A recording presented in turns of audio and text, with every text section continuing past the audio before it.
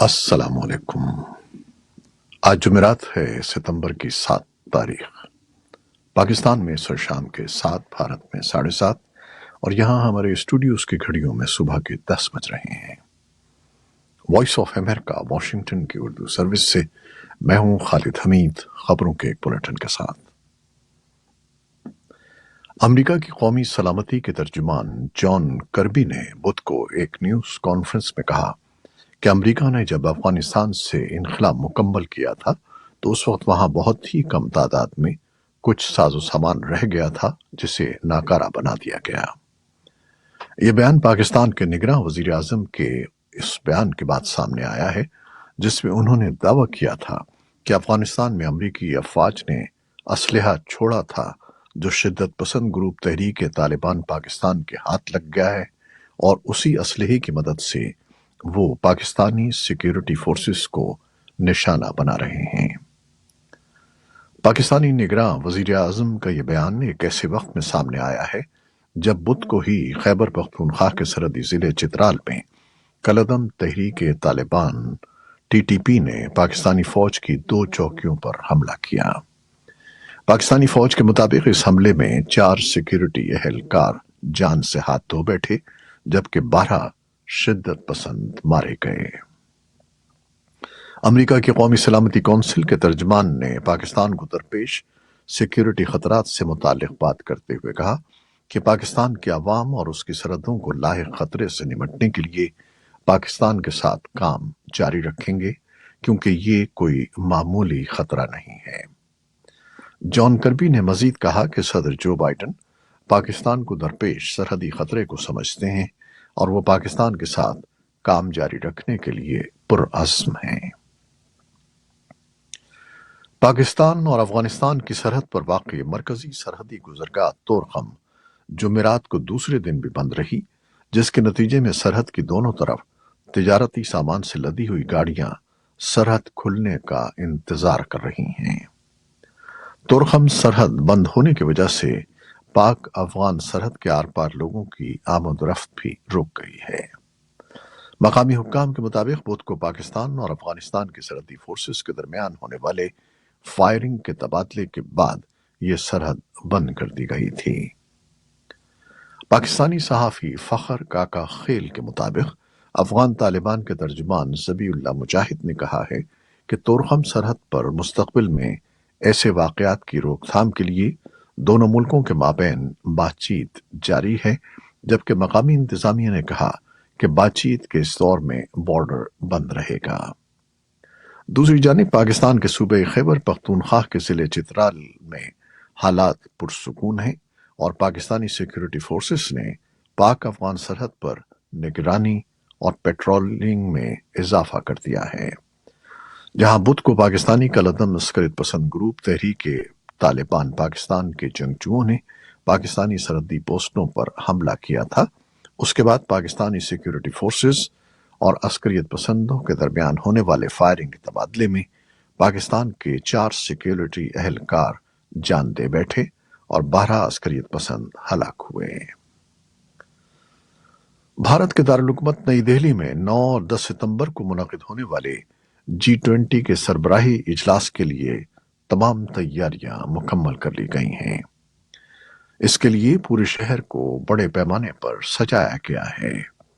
शहर की सजावट, आराइश व ज़ेबाइश, खूबसूरती, सिक्योरिटी इंतजामात और दीगर मदों पर हुकूमत के मुताबिक 4,000 करोड़ रुपए से जायद खर्च किए गए हैं। शहर को खूबसूरत बनाने के अमल में बहुत सी कच्ची आबादियों को मुनज़्ज़म कर दिया गया है और आवारा जानवरों के साथ भिखारियों और गरीबों को भी नई दिल्ली के इलाके से दूर कर दिया गया है जिसकी वजह से बहुत से लोग बेघर और बेरोजगार हो गए हैं। ताहम हुकूमत का कहना है कि जिन बस्तियों को हटाया गया है वो गैर कानूनी थी। हुकूमत पाकिस्तान की जानिब से सख्त इक़दामात के सबब इंटर और ओपन मार्केट में डॉलर 5 रुपए सस्ता होकर 307 रुपए जबकि इंटर बैंक मार्केट में डॉलर 304 रुपए का हो गया है।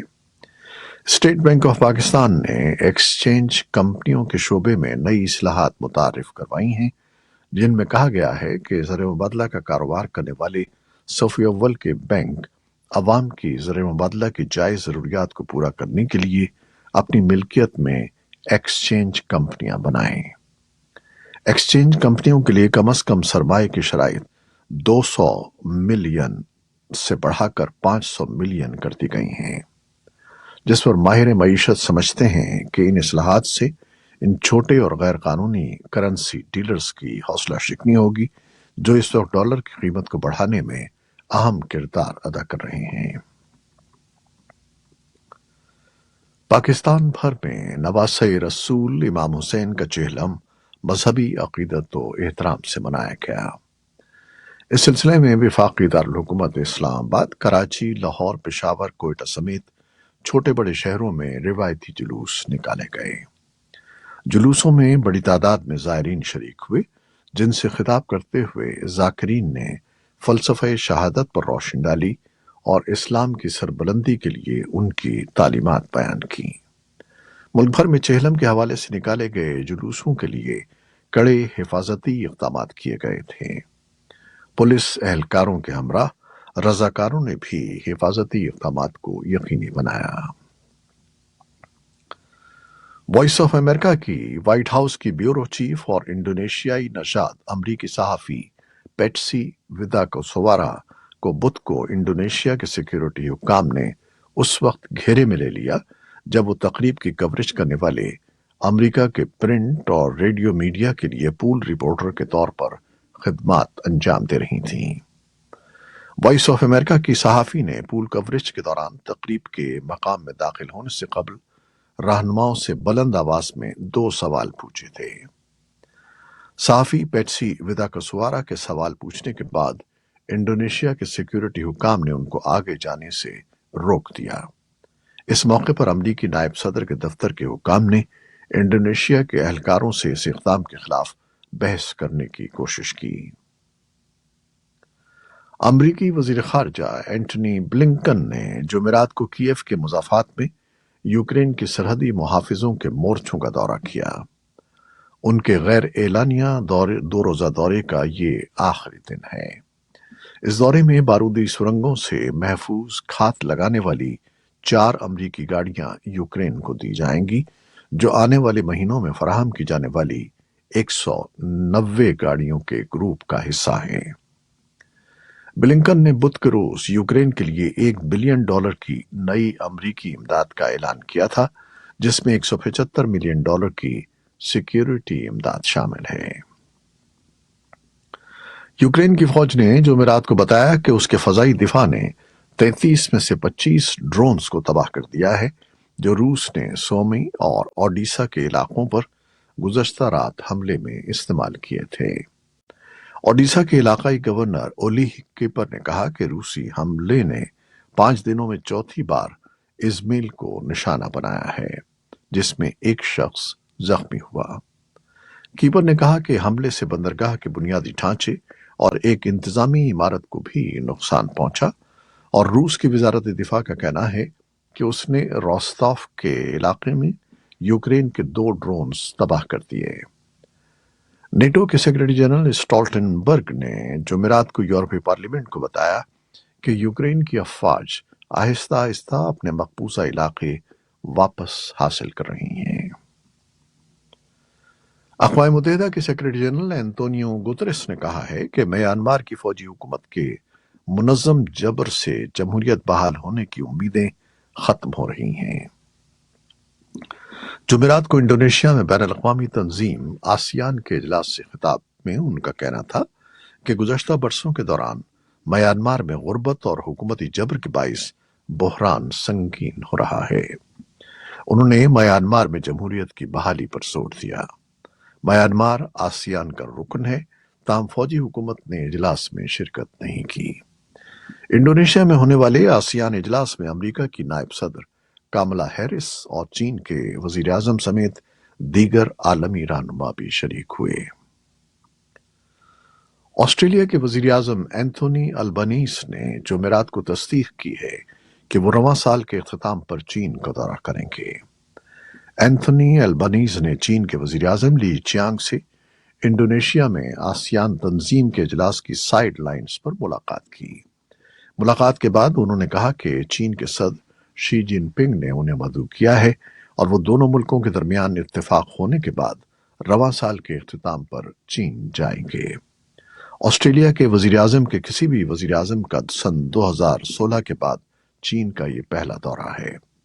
दोनों मुल्कों के दरमियान इक्तिसादी और सियासी उमूर पर इख्तिलाफात पाए जाते हैं। भारत के कामयाब खलाई मिशन के बाद जापान ने भी चांद की जानिब अपना मिशन रवाना कर दिया है। जापान की एरोस्पेस एजेंसी का कहना है कि खलाई रॉकेट ने जुमेरात को 3 गामाशीबा स्पेस सेंटर से कामयाब उड़ान भरी और उम्मीद है कि खलाई मिशन आइंदा बरस फरवरी में चांद की सतह पर लैंड करेगा।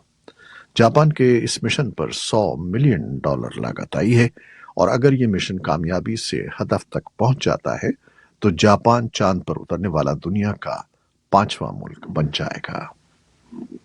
ये थी वो खबरें जो फेसबुक लाइव पर हमने आपके लिए पेश की। हमारी वेबसाइट, यूट्यूब और पॉडकास्ट पर ये बुलेटिन आपके लिए पोस्ट कर दिया जाता है। आप हमारे बुलेटिन को शेयर करते हैं और अपने कमेंट्स में अपनी मोहब्बतों का इजहार करते हैं, जिसके लिए हम आपके बेहद ममनून हैं। अपनी इन काविशों को जारी रखिएगा।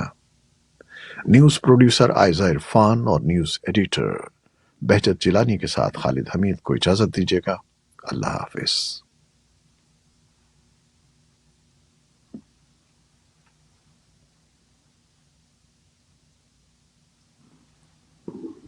डन।